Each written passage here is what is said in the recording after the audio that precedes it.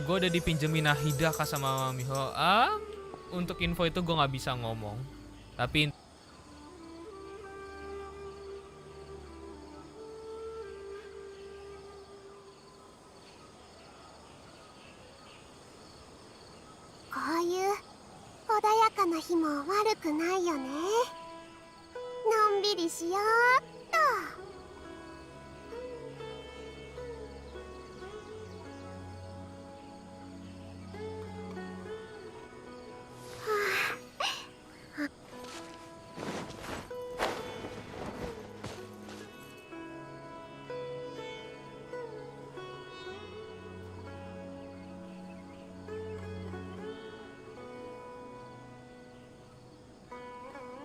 まずはこうして、次の動きはこうかな。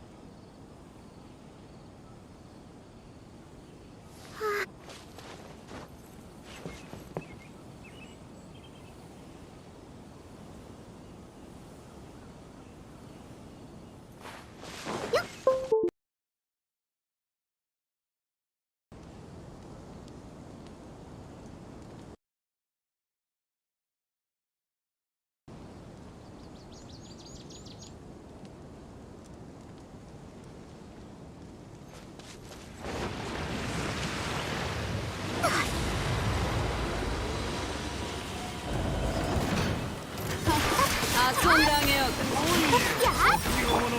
風の行く先をやったこれ俺マイそこだ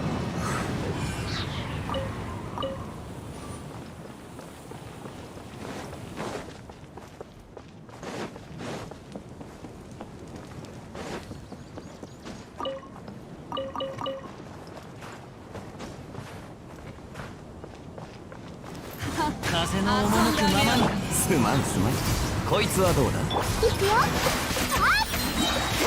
そこ。やっそれよっおとなしくしやがれ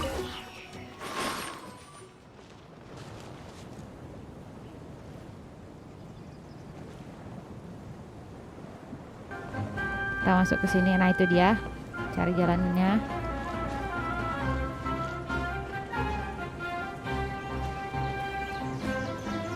Oh dari sini. 随分と長いしたな。そろそろ体を動かさないとカビが生えちまうぞ。こいつはどうだ見逃さないで。風を知れそこだこれ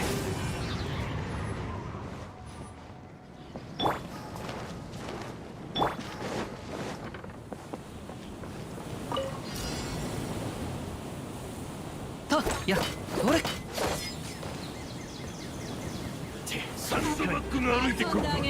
風の行く先を風の歌雲の湯やそこやそこや風邪ひくなよこいつはどうだそこはっ次こそは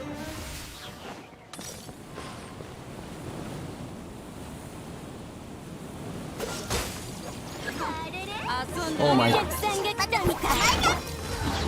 の赴くままにこれこの瞬間お前このダンスをあなたにさあ踊るよそこや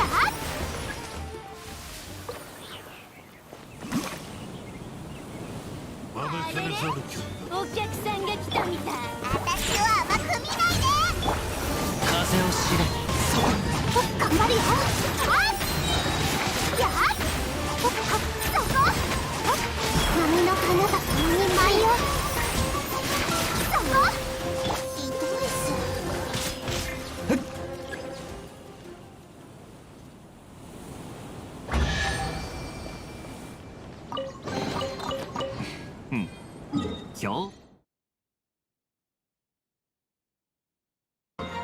ini selesai. Yang kedua di sini. Kalian teleport dari sini.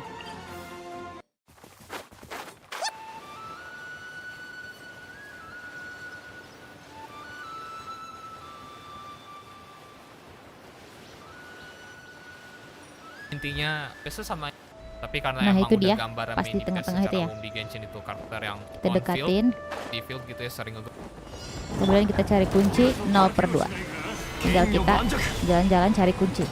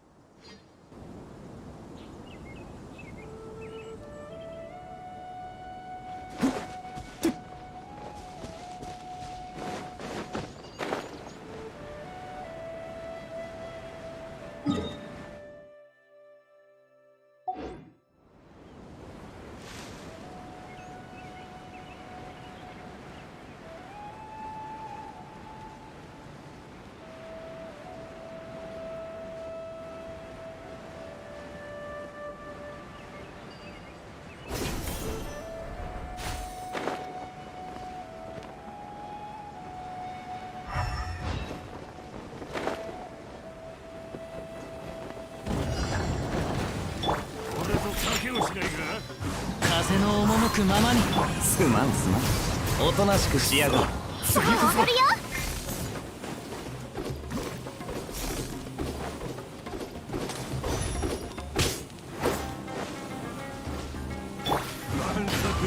それ。は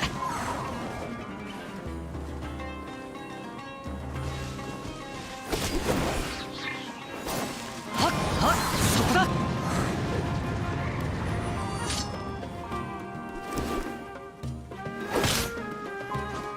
いざ風よ。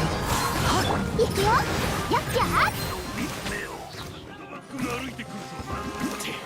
遊んであげよう。せい、そこれ。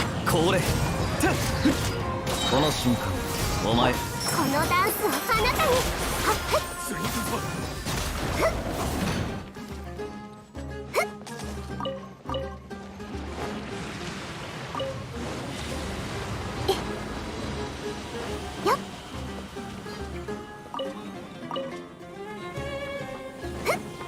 さあ踊るよ。こいつはどうだ。鍛錬がまだ足りなかったか。風を知れ。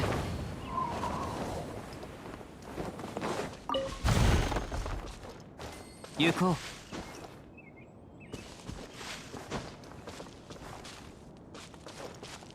う。しっ。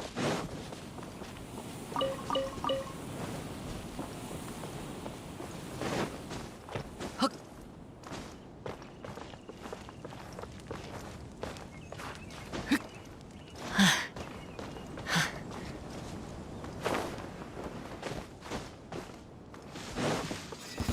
サンドバッグが歩いてくるぞ。しなさいよ、バラさ鍛錬がまだ足りなかったか。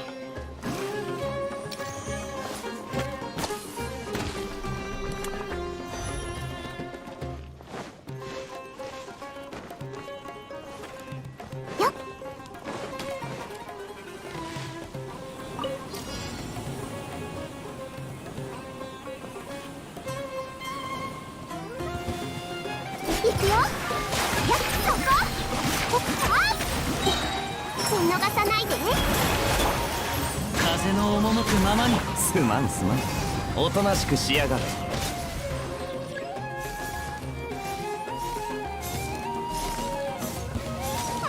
これ。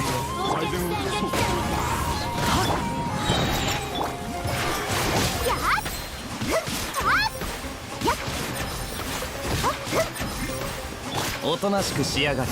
風邪ひくなよ。風よ。そこだ。はっはっや。これ。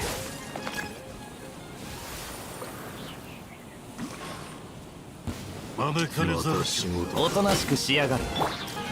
風を知れ。このダンスをあなたに。この瞬間お前を頑張るよ。ふっやっふっそこはっやっそこ。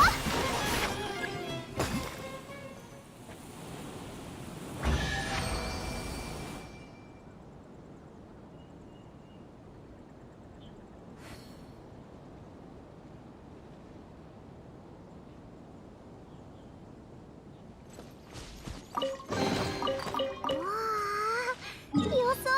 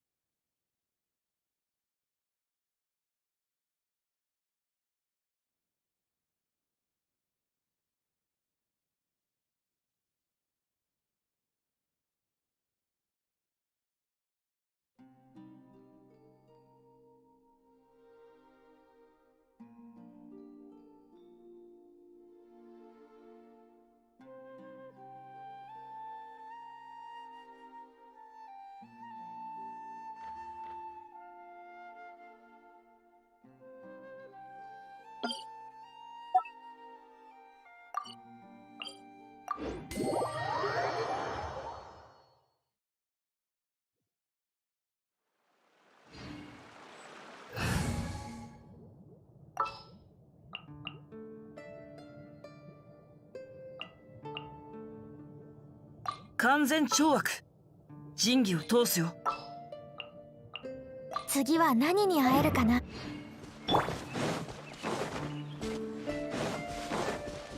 びこれ。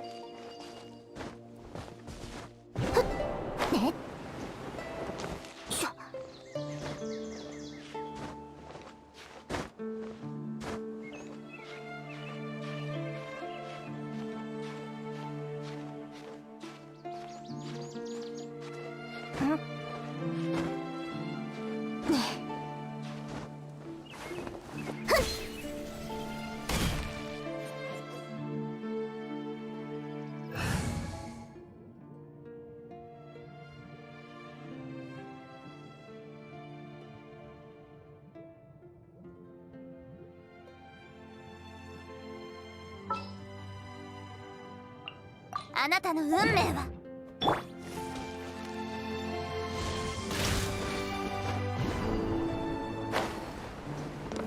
よっよっ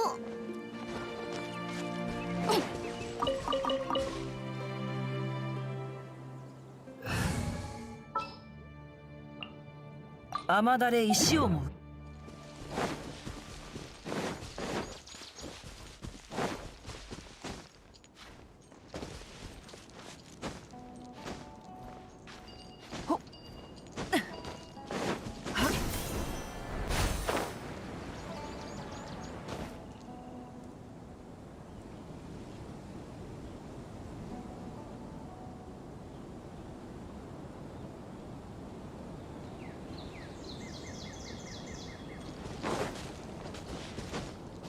形は精神と共にあれ。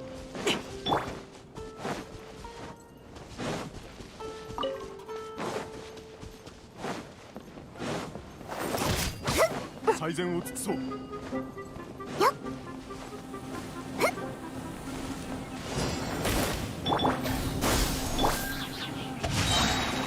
さゆるか。さあ踊るよ。次こそはさはっやっそれくらい。くそ、次こそは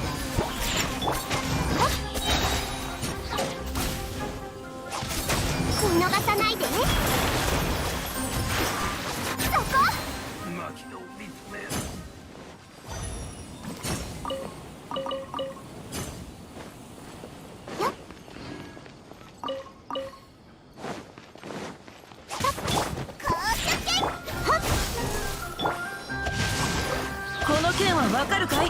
頑張るよ。やっ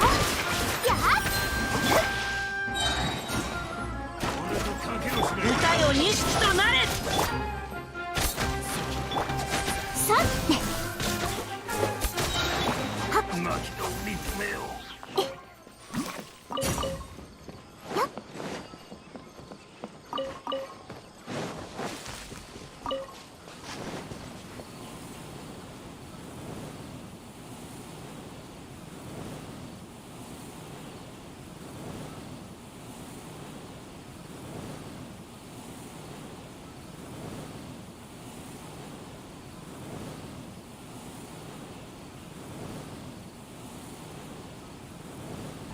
Today is a day where we get 穏 Hu Tao やかな rerun. 日も悪くないよね。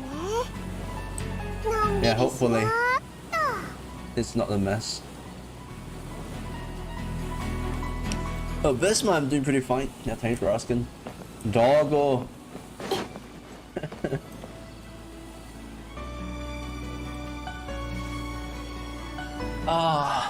Yeah, almost time, almost time. 6 minutes from now, you're just gonna chill here. I need Hu Tao weapon as well. I'm actually thinking of going for homeless refinement. Not sure, not sure. I don't think it's Hu Tao.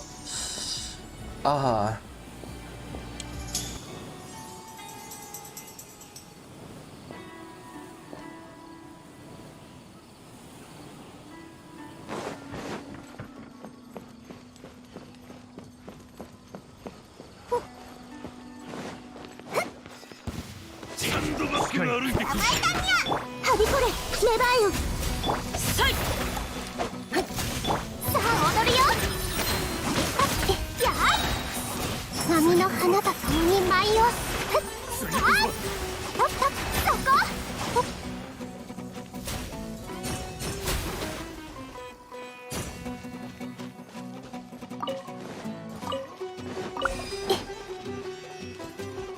やっ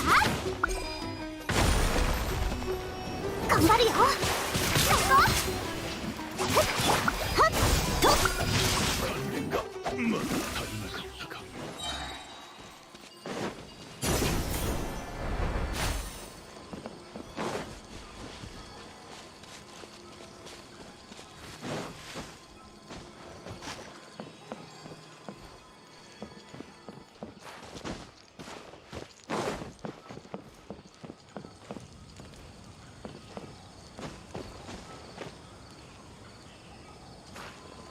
動くべきだ。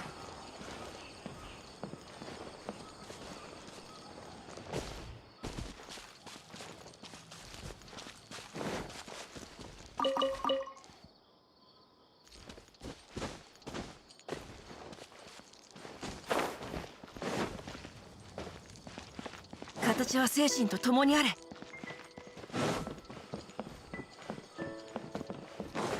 動くべきだ。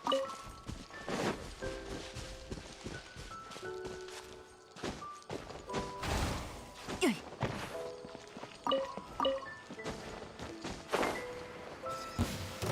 雨描きがたし、股間奥義。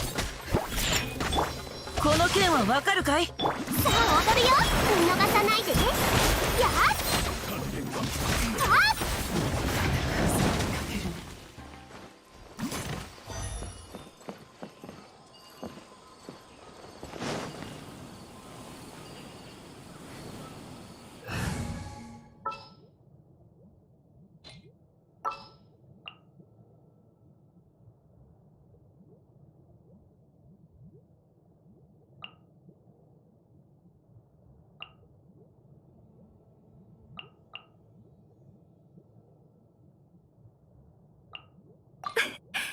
よろしくお願い。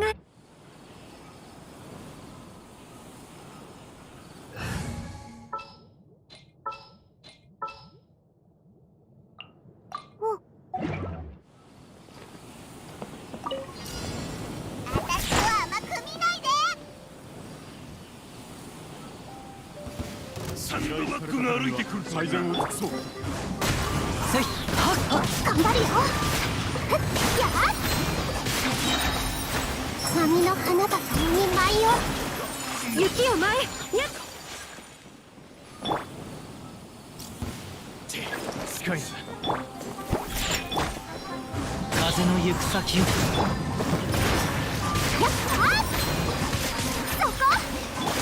踊りなさい。もうひどいじゃん。招かれざる距離。捕まえたにゃ。風の赴くままに。さあ踊るよ。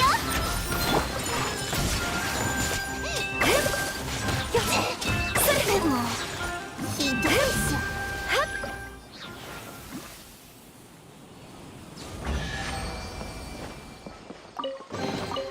宝探し、これもまた一興です。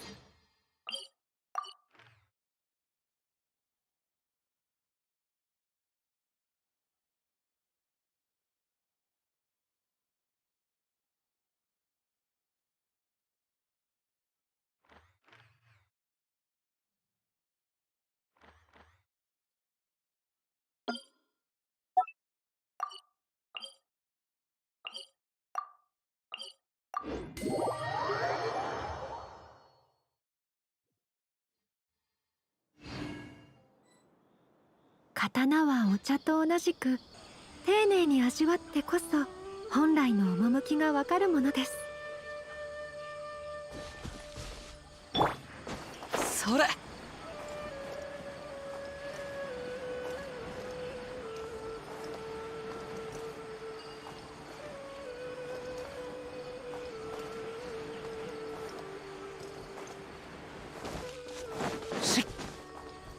いざ。風を知れ。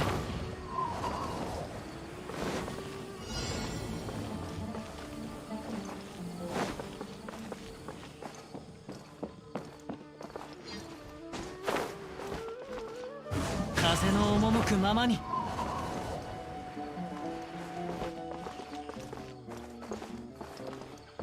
それ。よっと。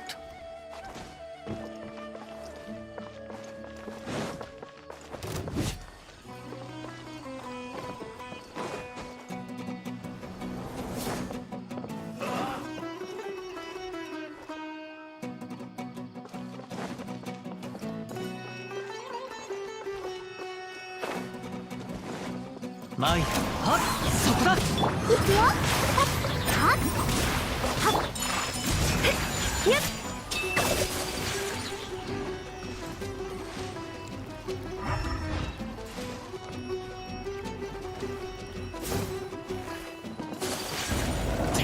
近いな。風を知れ。頑張るよ。やっ。失礼。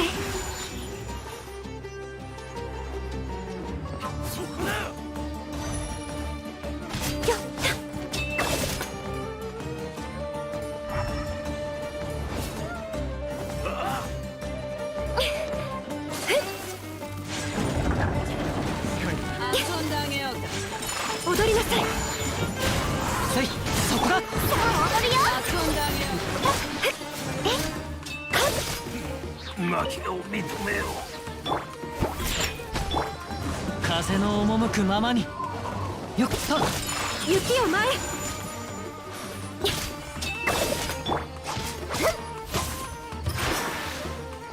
っ。やっはっ。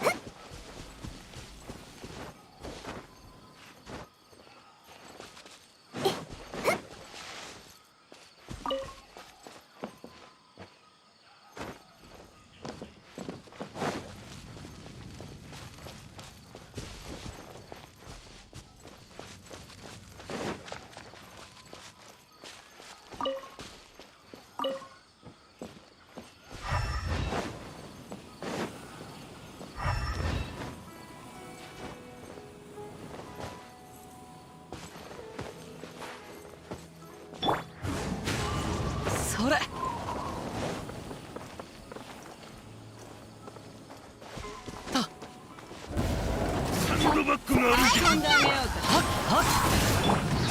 行くよ。やっ踊りなさい。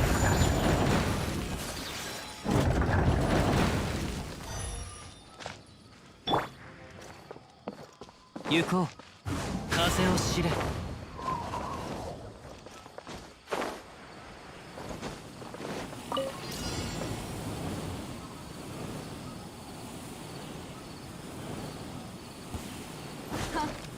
遊んであげよう。雲がく借りなく時。見逃さないで。そこ。あっ、それ失礼。よ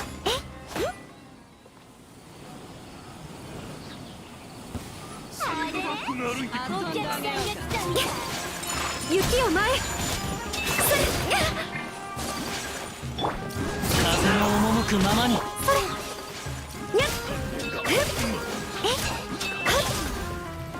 どいじゃん。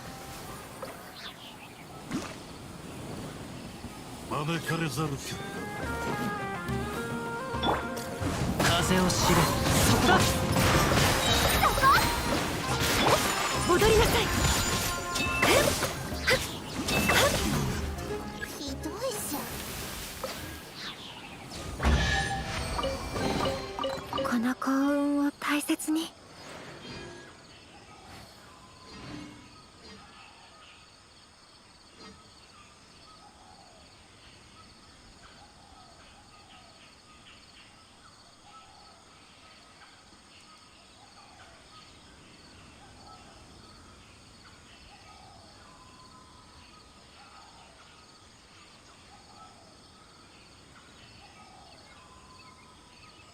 こののどかな時間がもっと増えると嬉しいのですが私って欲張りですね。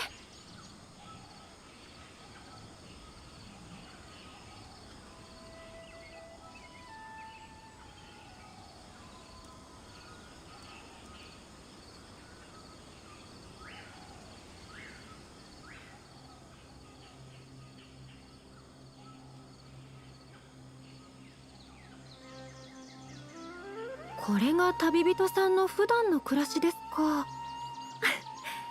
またあなたに少し近づけた気がします。Crazy gaming laptop, I guess. Okay, let's start. Imagine this. We have orchestrated our plan and successfully rescued Lesser Lord Kusanali. We have changed Sumeru's entire political landscape. Huh? Did I just see something dart by? 匠は宝を有す。 Having the doctor gone benefits him as well as us. Amazing. So this is how it feels to walk out of that cage with my own body. Yeah!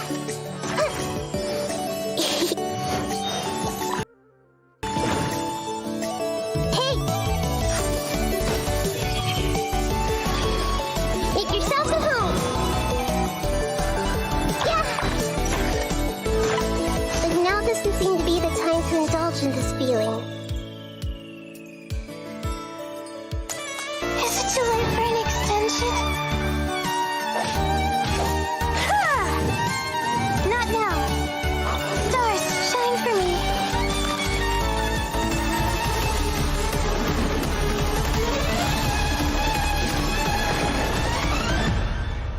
Luckily, there is still some time left for me to take care of everything before I leave. So, you think this is over? Wait. No. I can't. That's the secret hidden by Ermin's soul concerning the truth of this world.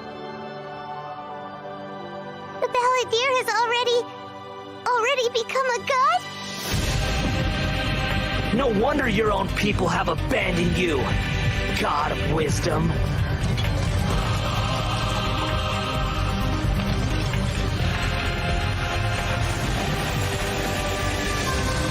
At my command, you shall fall. My endless cycle begins. Your ploy was to sacrifice the traveler here, was it not? Nilu, are you sure about this? You're taking such a great risk for them.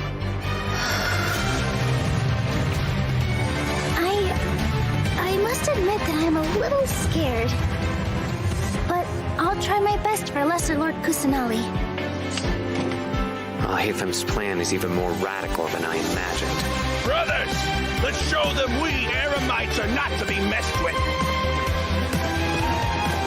Quasar, you've betrayed.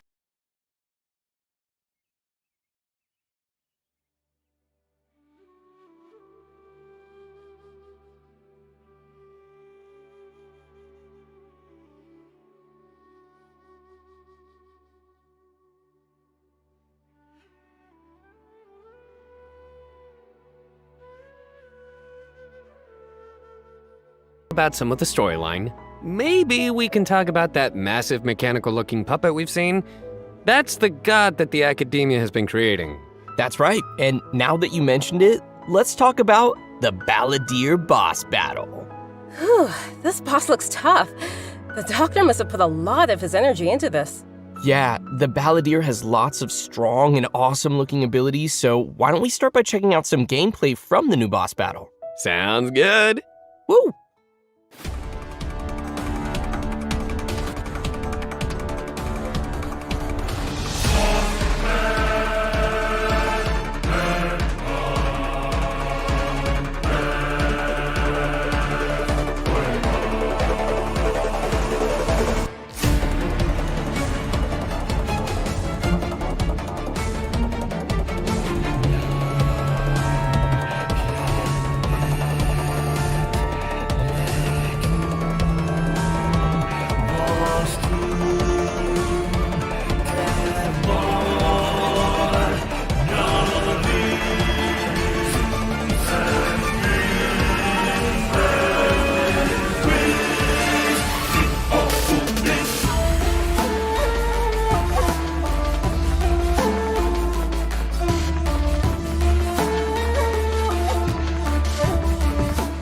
Wow, just look at the size of it. Pretty sure this boss is gonna push travelers to the limit. Yeah, no kidding. I mean, that thing is huge! And come to think of it, this is like the third Fatui Harbinger boss battle we've had. They really keep stepping up the art and design every time. It's so awesome! Yeah! It's so cool! This is an ultra-powerful puppet we're going up against here. So we're talking huge attacks and epic moves. Let's break it down a bit. In the first phase of the battle, the Balladeer will use his massive arms to attack everyone. The arms are capable of utilizing different elemental powers, and there are several types of abilities, including attacks that create fields of burning or freezing effects on the ground. Oh, you know what? This fight kind of reminds me of when we fight Ruin Guards. I think we'll have to come up with a way to paralyze it. Right! And you might have noticed there are some arcane formations on the ground, so activating those might trigger some interesting effects. And I bet a lot of people are wondering what that thing is floating next to us. Not gonna lie, it's kinda cute. Oh, maybe it's a Paimon reskin. Sorry, but no. Not only is it super cute, but it's also super powerful. Travelers will need to charge energy for this little helper and use its special skill to counter the boss in battle. A helper in a boss fight. Yeah, that's definitely not Paimon. Once the Balladeer has transformed into this massive form, our usual attacks won't deal any tangible damage to him. So, the only thing capable of breaking through his defenses will be our little helper that we just mentioned. There will even be some moments in the fight where travelers will need to use an aiming mode to attack the boss's weak points. Oh, who would have guessed that little thing would be so important against a boss the size of the Balladeer? I know, right? They also use some amazing special effects for all of the Balladeer's moves. Speaking of which, the cosmic appearance, the spacey special effects of his skills really kind of remind me of the Raiden Shogun skills. Ah, you're right. And seriously, I can't wait to check out this new boss fight. I'm so hyped! Yeah! So now that we've covered the new boss battle, I think it's time to introduce the first of our new playable characters coming in version 3.2. Let's welcome Lesser Lord Kusanali, aka Nahida. Yay! Hey, finally! After everything we've experienced in the story so far, I think Nahida's already like a good friend to us. It's seriously so crazy what we've been through. Oh, I'm so happy to hear you say that, Zach. Okay, so throughout our journey, maybe everyone's already noticed some of the unique, yeah, let's call it that, unique metaphors that Nahida likes to use. And yeah, they can be pretty out there. Or sometimes she'll use really childlike language to describe some deep or profound idea. But the truth is, she has yet to set foot in the outside world since she was born. To her, all the knowledge that she has in her mind is like pieces of scenery that she's never seen with her own eyes. Totally. It's really hard to imagine that the god of wisdom had been locked up for 500 years. Just makes me upset just thinking about it. But I'm sure everything will work out sooner or later. If travelers would like to spend more time with Nahida, then be sure to check out Nahida's story quest, Sapientia or Mastes chapter. The quest will be available upon completing the Sumeru Archon quest. So be sure to check out the quest to learn more. It's nice that we'll get to spend more time with her, but I want to see Nahida in battle. What you got for us, Kimberly? Oh, I've got lots to share. But before we get to that, let's have a quick peek at Nahida in action. What they say is true. You have to see the world for yourself to appreciate how beautiful it is.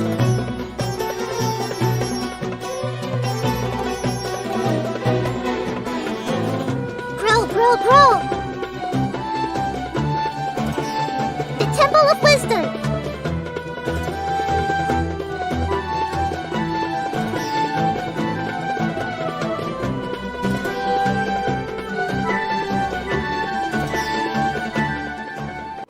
Wow! She's so cute! Look at her! I love her! Aw, little Nahida is so cute. I love how she hops around when she's fighting. Oh, and her swing too. So, what's that skill that looks like she's using a viewfinder or something? That seems pretty different. Yeah. Okay, so let's start with her viewfinder-ish kind of skill, which is actually her elemental skill. As a catalyst user, Nahida's combat style is pretty unique. You may cast her elemental skill by tapping the skill button, or you may hold the button to enter an aiming mode. Opponents who are selected while aiming will be linked by Nahida's special mark. After you trigger elemental reactions on opponents who are linked, and when they take damage from dendro cores, Nahida will unleash Tri-Karma Purification, dealing dendro damage. Whoa, this is so cool. Yeah, I love how it's like connecting the enemies together. Outside of combat, Nahida can use her elemental skill and enter the aiming mode we just mentioned to interact with certain harvestable items, allowing her to collect items directly to the inventory from a distance. Whoa, wait. Being able to harvest materials like that is gonna be so cool.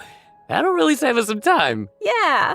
This skill may also have some additional uses, so travelers will have to give it a try themselves and see. Ooh, okay. Nahida's elemental burst is where things get really interesting. Upon unleashing her burst, Nahida manifests the Court of Dreams, expanding a special field. That's pretty amazing. The effect really does look like some royal court or palace. Yeah, different effects will be produced based on whether there are pyro, electro, and hydro characters in the party. While Nahida is within the special field, a pyro member in the party will increase the damage of Tri-Karma Purification. An electro party member will decrease the intervals at which Tri-Karma Purification is triggered, and a hydro party member will cause the duration of the field to be increased. If there are at least 2 party members of the elemental types I just mentioned, then the effects will be increased further. Whoa, this is blowing my mind right now. We'll really have to focus on which effects we want to achieve and put some thought into our team's composition. Right? A key thing to remember is that these effects can be triggered while Nahida is not on the battlefield, as long as the active character remains in the special field radius. Nice. Also, in addition to Nahida, we have one other character joining us in version 3.2. That's right. She's a very peculiar academia student. Her name is Layla. Most days, she looks super tired and anxious, which seems to be a direct result of her relentless struggle with her studies. Yeah, and not only is she frail and anxious looking, but she also studies astrology. So it's no wonder people around her might consider her a little strange and mysterious. And even though she's always groaning about her studies, most of Layla's research work is actually fine overall. It's just her lack of confidence that's really holding her back. And that's when her unusual ability comes into play. And her ability is sleepwalking. Yeah. While she is sleeping, Layla unleashes her true self, allowing her to regain the confidence she needs and activate the talents and strengths she's had all along. As soon as she starts sleepwalking, her unfinished papers no longer seem like the monumental tasks they were, and she completes them in no time. This is definitely something only Layla can do. Our viewers shouldn't try to do this with their own homework. But does Layla have any idea what happens when she's sleepwalking? I mean, does she know that she has this ability? She seems to be aware of it. The papers are obviously full of her handwriting, after all. But there have been some weird instances. For example, once during crunch time while researching, she sleepwalked and climbed the wall of Sawmill, and then randomly bumped into Candace. Such weird occurrences have made her start to wonder what's really going on. And aside from her sleepwalking, just like any other student, Layla has many typical things that she hopes to achieve, as well as some regrets. She wants to be able to make friends and go out and have fun, but it seems like she'll never be able to do any of that until she graduates. And actually, I'm guessing that she uses her sleepwalking abilities in combat too, right? You bet. Let's have a look at Layla in combat. Sweet. Even when we're not looking up at the stars, they're always there. Watching over us.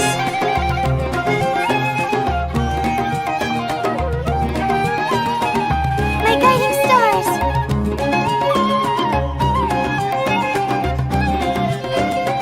Stars, shine for me!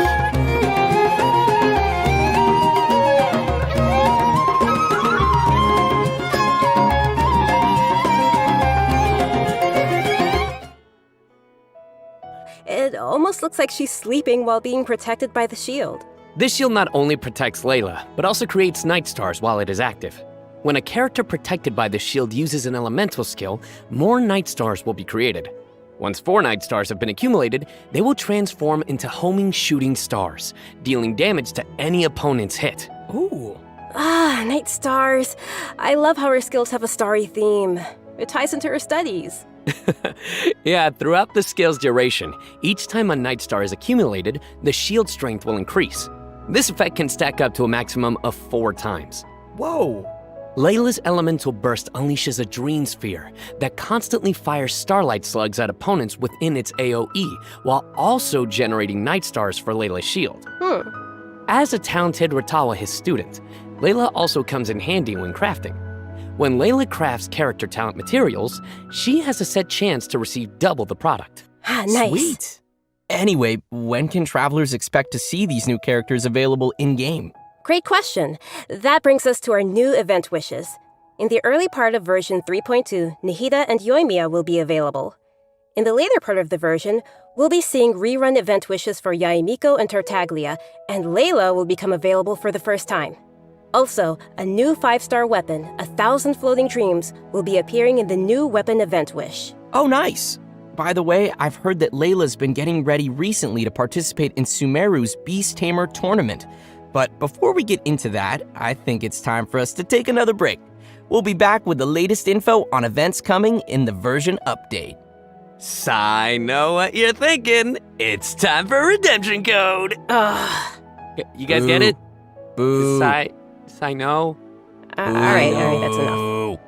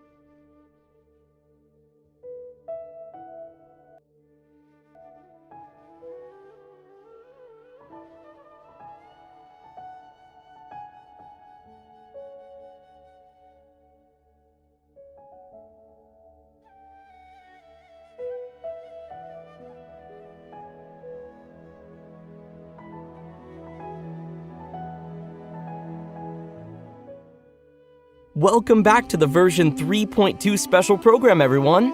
Next, we'll take a look at some of the new events for the coming update. An amazing fungus competition is about to begin in the lands of Sumeru. Not only has it attracted local competitors from Sumeru, but also spectators from other nations. Fungus competition? How does that even work? Aren't fungi dangerous? They're always attacking us in the wild. I know it sounds a little weird, but you'll love it. In this contest, participants will use a special gadget called a Wisdom Orb to catch and train their fungi and participate in battle events. Although the fungi often pose as little troublemakers for us in the wild, using this gadget will allow travelers to establish a certain level of communication with them. Okay, so if I catch and train a Jade Plume Terror Shroom, then I should be pretty much unstoppable, right? Oh no, come on, that wouldn't be fair. In this event, travelers will be able to sneak up on fungi in some certain areas to catch them. Unfortunately, the Jade Plume Terror Shroom is not one of those areas, Kimberly. Aww. If you end up startling them, they'll flee until they are outside a set distance. After catching different kinds of fungi, you can follow Paimon's suggestion and give them cute names. But most importantly, you will have to train your fungi. That sounds fun. Travelers will have to use special floral jelly ingredients to mix and form blends that your fungi enjoy and unlock their true potential. While mixing ingredients, you use copy, switch, and rotate functions, and place a preset formula you have in the corresponding spot. Aw, looks kind of like jelly. I bet Paimon's gonna be all over that. Hey, Paimon wouldn't ever do that! Well, I can tell why you didn't book that role. And with all these different kinds of fungi, they should have different abilities, right? Yeah, so to work on their abilities, we'll use something called the Special Training Mode. In this mode, there will be 2 challenge types, Coordinated Assaults and Zone Defense. Travelers will be able to command their fungi's abilities, have them coordinate their attacks against a single target, and control them to defend the ley line monolith. Aw, they're so cute. This is gonna be so much fun. I can't wait. Yeah, me neither. As for the rewards, in addition to Primo Gems and various materials, once travelers have reached a certain phase of the event, they will also be able to summon the great and almighty merchant, Dory. And Layla will be appearing in the event storyline, as well as a familiar visitor from another nation. Any idea who it could be? Supposedly a fun guy. Okay, I see what you did there. I respect it. Let's leave that for travelers to discover themselves in the event. Come on, guys, fun guy. Okay, next up we have a change of pace with an all-new Trials event. For this event, travelers will have to use characters' special abilities to complete specific objectives. For example, you may have to knock slimes into the goal by triggering an overloaded reaction with Yenfei's and Klee's attacks, or use Yelan's elemental skill to move quickly and dodge giant pinballs. Here are some others. Use Xiao's plunging attack to send platforms back to the ground, or use Beto's elemental skill to hit the ball. This sounds like some pretty unusual training. Yeah, and to make things even more interesting, this event will support co-op gameplay. This sounds like it'll be a lot of fun to watch. But what about objectives for characters that maybe we haven't unlocked yet? No worries, we got you covered. All the corresponding characters will be provided as trial characters in the challenges. Perfect. In addition to these events, version 3.2 will also feature an event for our players to put their skills to the test. This time, we'll have a new edition of the Hypostatic Symphony event. Nice. So, what changes can travelers expect this time around? The most notable change, of course, will be the addition of the new Dendro Hypostasis. That's right, the last member of the Hypostasis family will be officially landing in version 3.2. Besides serving as a new open-world boss, the Dendro Hypostasis will also be busy performing alongside its fellow Hypostases in the Hypostatic Symphony event. This time around, travelers will be facing challenges featuring the Dendro, Cryo, Pyro, and Hydro Hypostases. Before each challenge, travelers may select a buff effect to use. However, as you increase the difficulty, the number of uses will decrease and the enemies will become more challenging. so it'll be super important for travelers to plan the right moment to use these effects. So what options do we have once we run out of buffs? Travelers will still be able to use food and potions from their inventory. If you're aiming to just collect all the Primogem rewards, then don't worry. You won't need to up the difficulty too much. Okay, good to know. Whew. I, for one, will definitely not be upping the difficulty. And just like before, you may tackle the challenges together with your friends once they have joined your world. Great. We can help each other out. Oh yeah. Now that we've covered the challenge event, let's take a quick look at a couple more casual events coming our way in the new update. First, we'll be finding inspiration for an illustrator in the Outside the Canvas Inside the Lens event. And once again, we'll be working together with Lieben in Marvelous Merchandise. It's also worth mentioning here that some optimizations have been made for the photo event this time around. Everyone will be able to select from some preset angles and can make use of the rotate and focus functions to take better pictures. That's great. While you're out taking pictures, you may run into some interesting storylines along the way. So be sure not to miss Outside the Canvas Inside the Lens. Man, I love these kinds of events. Sign me up. Yeah, me too. In addition to all these new events, we also have some news on system-related updates and optimizations. I'm really excited about the first of these, which is regarding the Serena Teapot. Starting with version 3.2, the Serena Teapot will be adding the long-awaited replication system. Wow, that's super amazing. Yeah. This feature will allow travelers to use sharing codes to bring designs from other travelers' teapots and implement them in their own, or share their own teapot designs. I know there may be some travelers out there who have seen some amazing teapot designs that they've wanted to also create themselves, but didn't have the ability or time to make it. With this new function, travelers will be able to bring that creativity back to their own teapot or share their creativity with others. Get ready to hit up your friends with amazing teapot skills. Oh, I can't wait to see everyone sharing their designs, especially with me. Which brings us to our final update to share with everyone.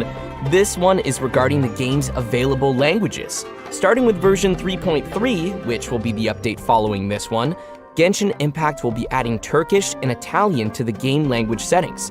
So, players who'd prefer to see the game's text and UI in those languages can look forward to that. The team truly hopes that travelers from all over the world can enjoy the game and start their own journeys through the world of Teyvat. For further details, please check Genshin Impact's official channels and keep an eye out for future announcements and info.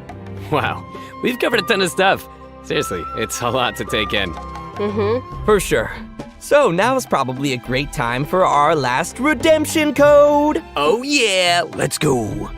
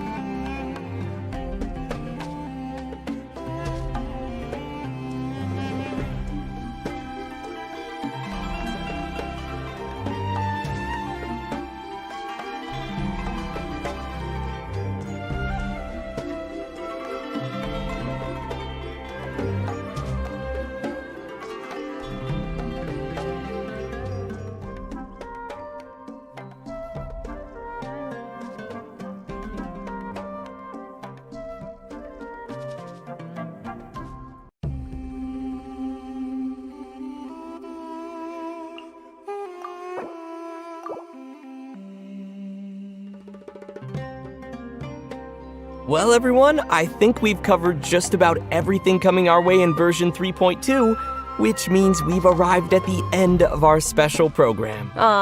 This was fun. Yeah. Yeah, no, we covered a ton of stuff. So much stuff. Yeah. So many events too. But the thing that I'm most excited about is, of course, Nahi the playable character, Nahi the playable character, Nahi the playable character.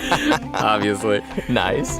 Yeah, for me, it was definitely the Balladeer. Dude, it looks so insane. Yes! I have no idea how I'm gonna do that. Yeah, no, for me, oh my gosh, so many things. Battling the Dendro Hypostasis, and of course the fabulous Fungus Frenzy. getting my little fungi and battling with them. And, the teapot, the Serena teapot, I'm so behind on my teapot, so I can't wait to You gotta get on it. hopefully get some designs from others, or at least, get some inspiration from getting another teapot design. And just as we mentioned earlier, even though the Sumeru Archon quest will be reaching its final chapter here, it most definitely won't be the end of our journey in Sumeru. In our story this time, we'll be encountering some interesting and mysterious content, and I hope it will be an amazing experience for all of our travelers. May the wisdom of the Dendro Archon be with all of you. See you in game, everyone. Bye. See?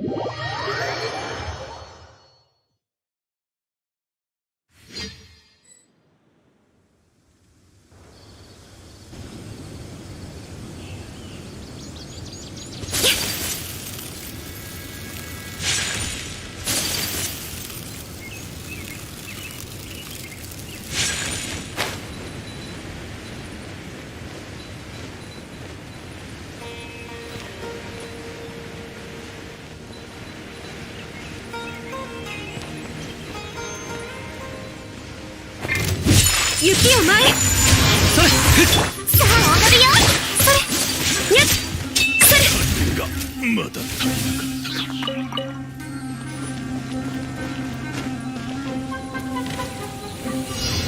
サンドバッグが歩いて風の赴くままにやっと張るよ。失礼。鍛錬がまだ足りなかったか。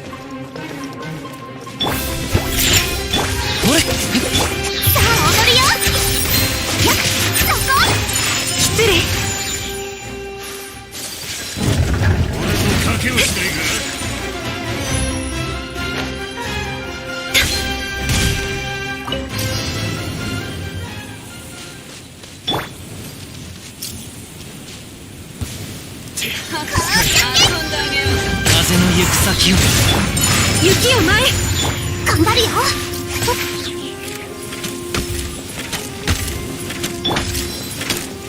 風よ。蔓延せよ。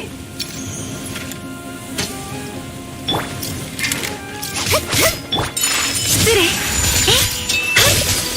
っ。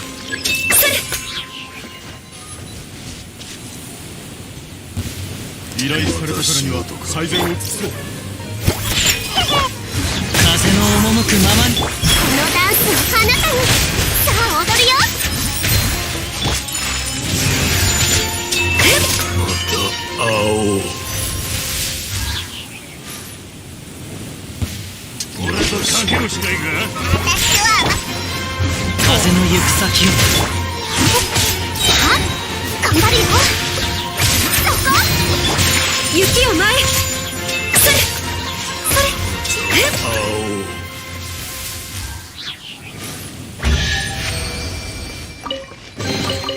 この幸運を。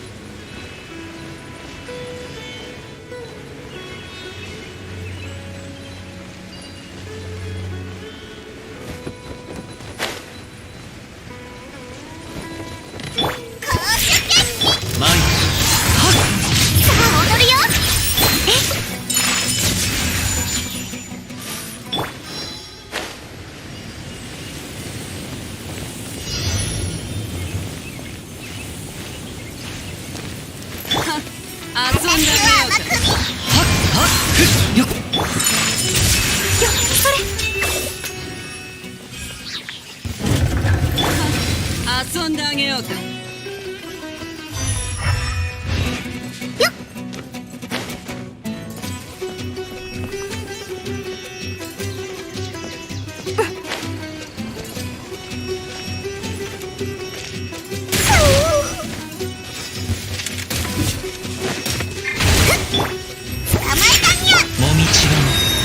白まく惜しみ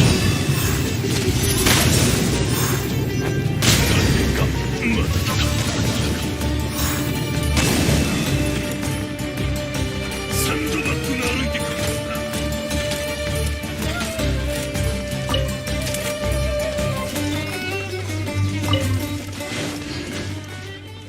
せい頑張るよ。失礼。くする。にゃっ、それ、すっ。まだ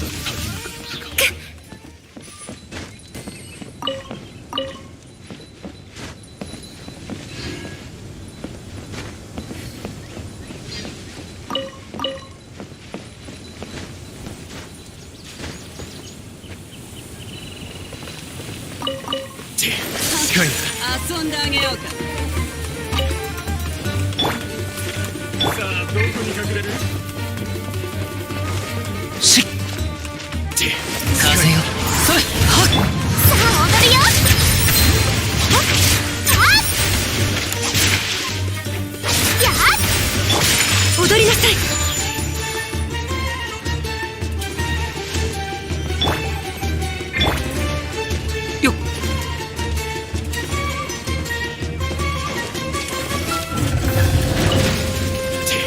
賭けをしないか？風の赴くままに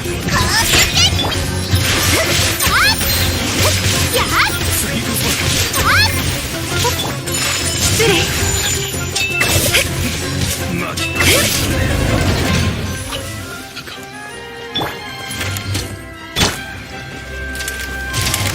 そこだ行くよ。はっ、やっ。はっ、そこ。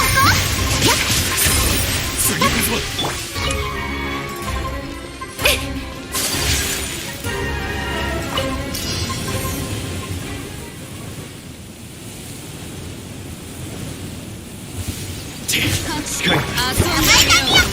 風を知れ波の花が一人前よ。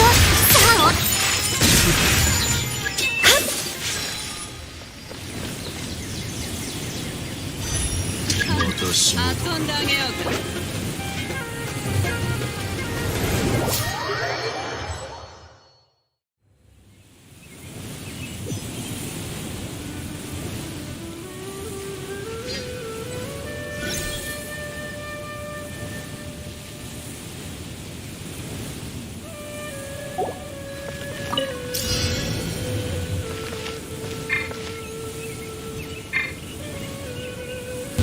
サンドバッグが歩いてくる。やっ。公主決定。やっ。それ、やっ。はっ。はっ。それ。出発しよ。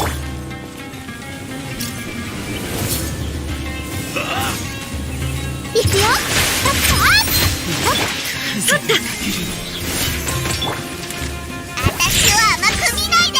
次こそ。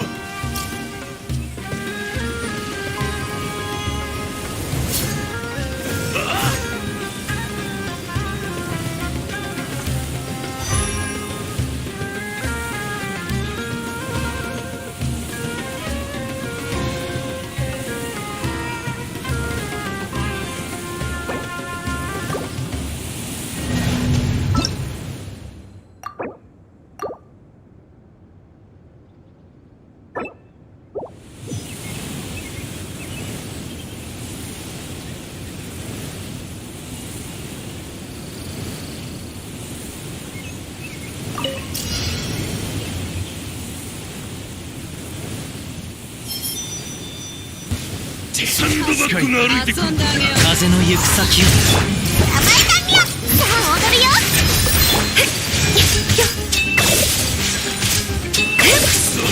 次こそ。まだ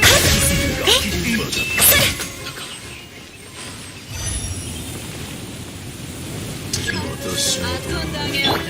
私は雲がく借りなく時風を知れ行くよ。そこ。やっ。はっはっはっ。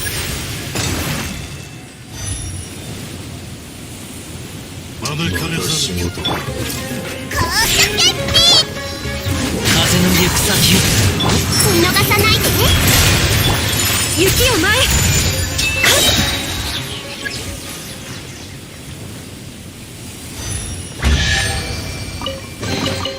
この幸運を大切。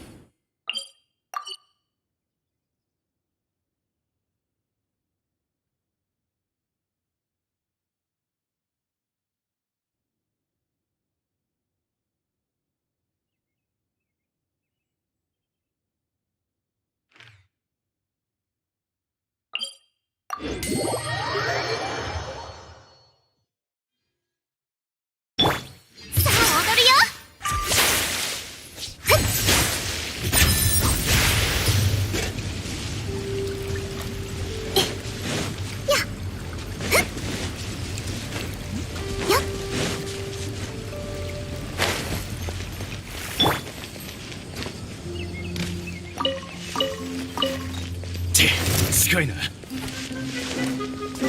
ぐ行く。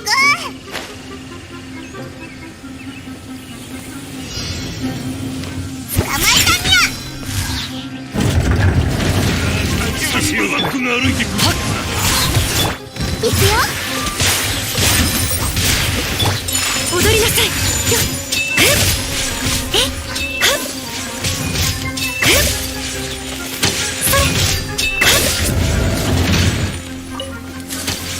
雪を前。にゃっ。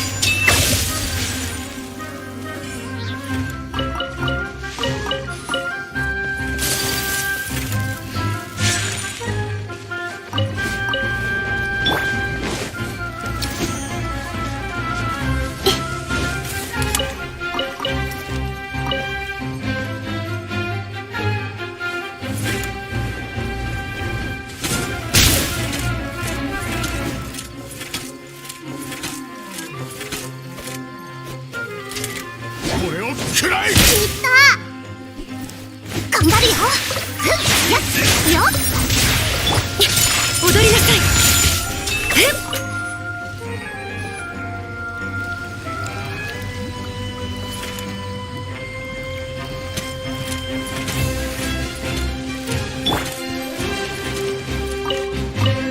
よいしょ。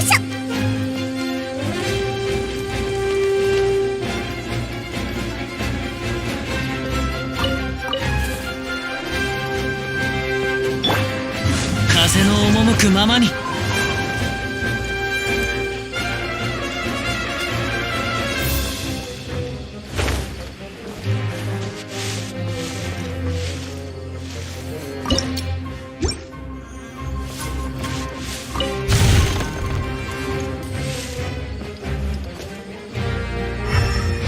やっ。依頼されたからには最善を尽くそう。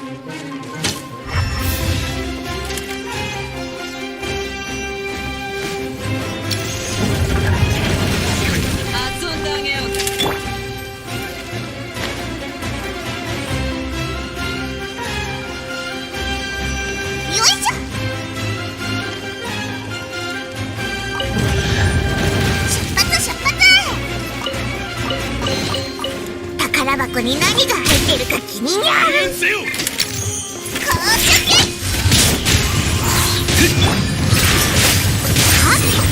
こそは雪を前。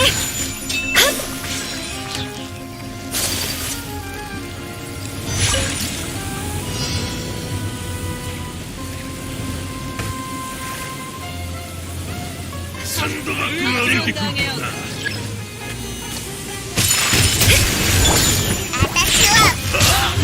風の行く先を。さあ踊るよ。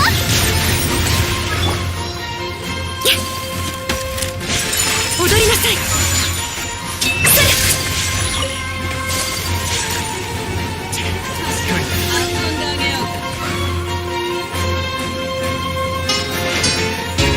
さか。雪を前。風の赴くままに。捕まえたにゃ。行くよ。それ。神里流。失礼。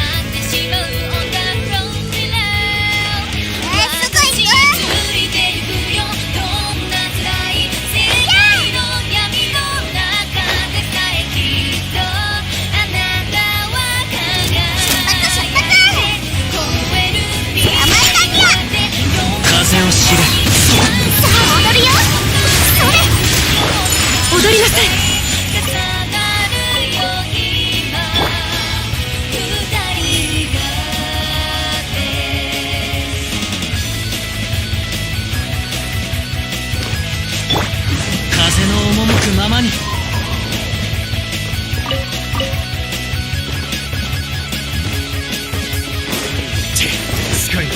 行こう。いざ行こう。しっ参る。雪よ前やっ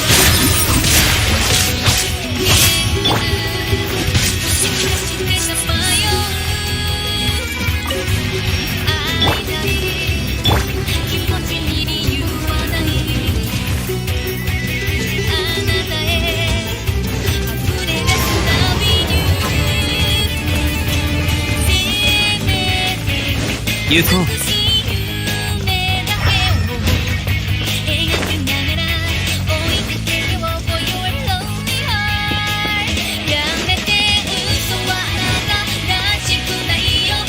いざ行こう。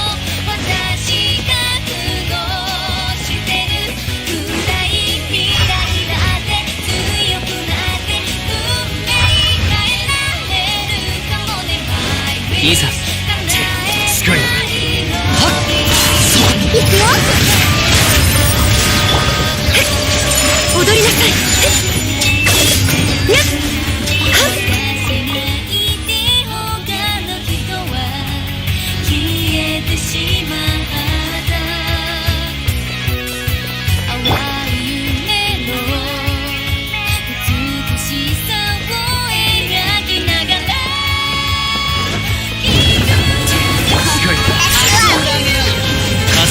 先をみんなあなた全員前へ頑張るよ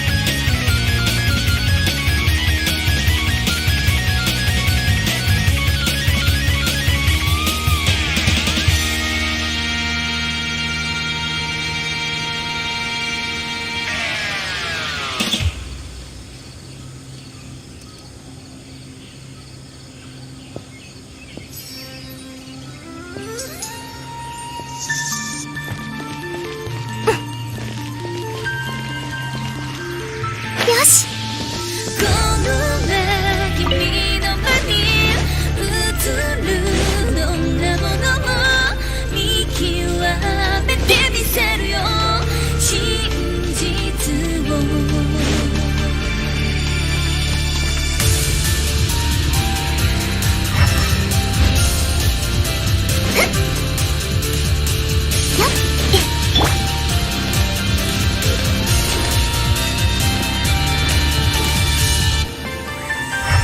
僕たちはこの時代にどれだけの夢抱えて旅立して風の赴くままに雪よ前それでも人にヒゲとなるような決めて見つけ夢を手にするだろう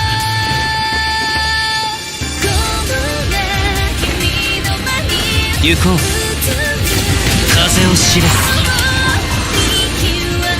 風の流れ。いざ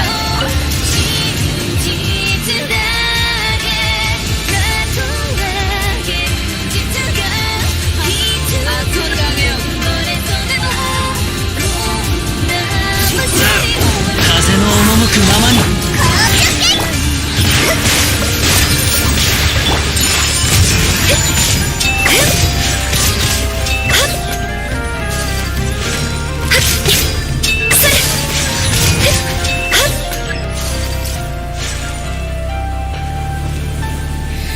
手作のバックが歩いてくるのはな。失礼。風の行く先を。さあ踊るよ。そこ。雪よ前。ア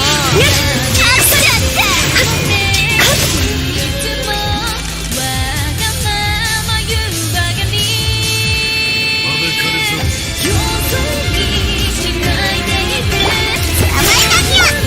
風を知れ。見逃さないでね。それ。踊りなさい。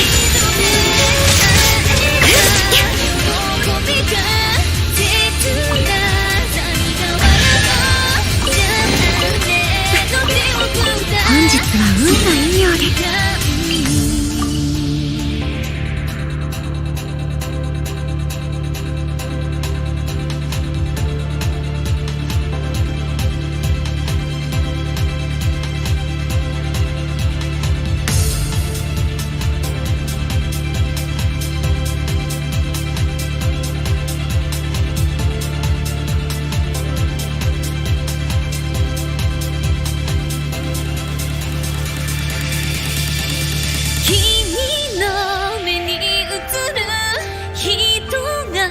僕であると信じていてもいい離れる日をこんな君の前に映る景色が違う同じであるようにそう願ってる永遠なんでもない星とし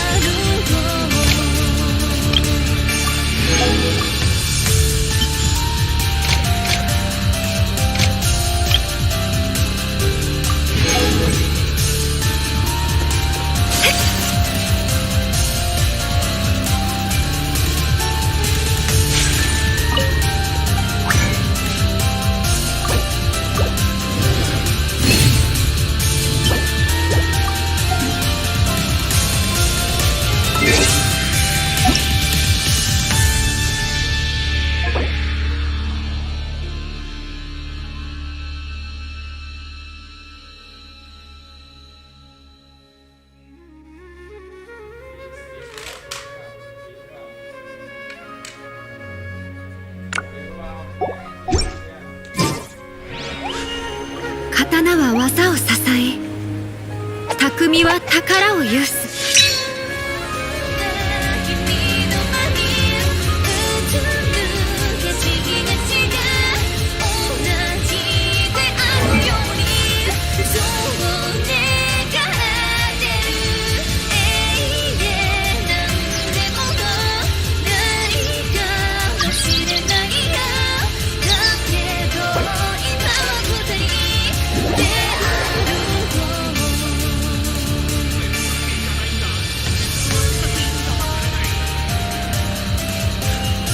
刀は技を支え、匠は宝を有す。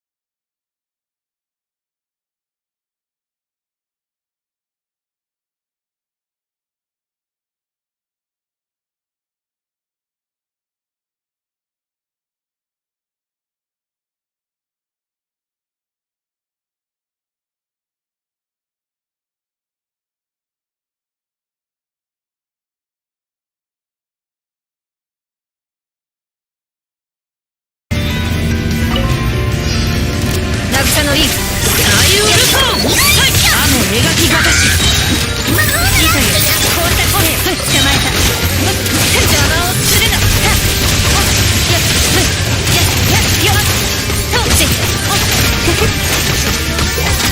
っかり立ってな股間奥義待ておとなしく待て前であります